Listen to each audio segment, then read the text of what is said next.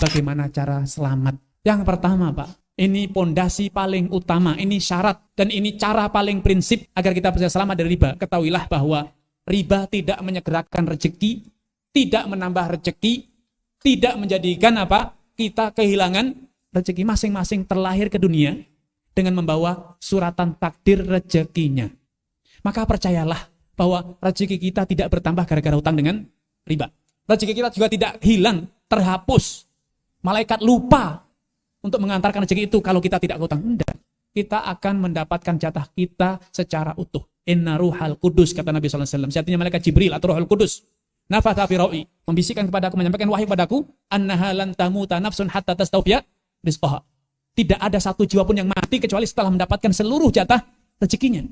Maka apa pesannya? Pesan Nabi, hudul halal wadaul haram. Tempuh cara yang halal, tinggalkan cara yang haram. Yang kedua adalah kita itu belajar sabar.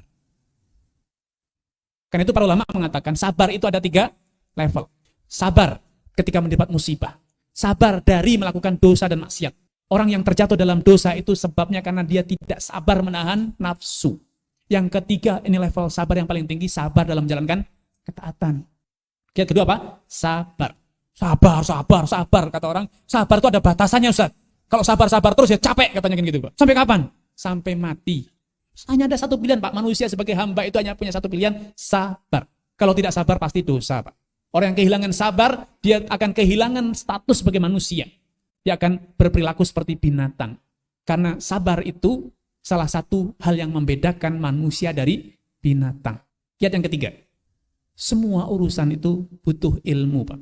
Man arada dunya fa'alaihi bil ilm, wa man arada al-akhirah fa'alaihi bil ilm. Imam Syafi'i itu berpesan, siapa yang pengen sukses dunia, apapun, harus pakai ilmu.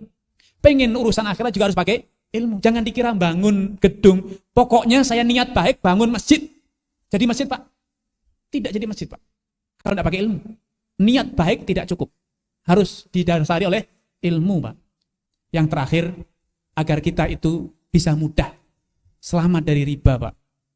Jangan terperdaya dengan propaganda.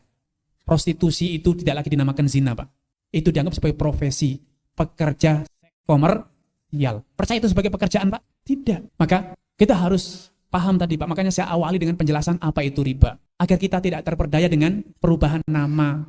Ya, maka jangan terperdaya dengan propaganda. Ya, sehingga hukum Islam itu dikaitkan dengan substansi, hakikatnya bukan dengan nama. Dan sebagai penyempurna adalah doa kepada Allah SWT. Agar Allah teguhkan kita. Allahumma ya muqallibal qulub, tsabbit qalbi ala dinik.